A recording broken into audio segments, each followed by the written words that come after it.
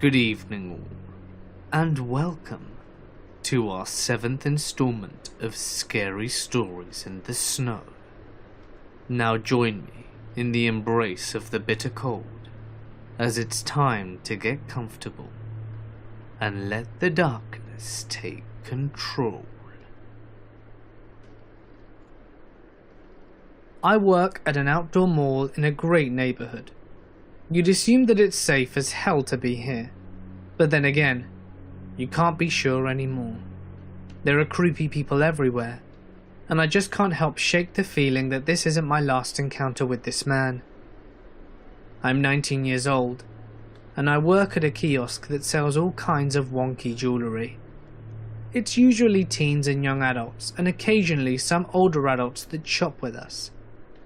Every once in a while, this man comes up to the kiosk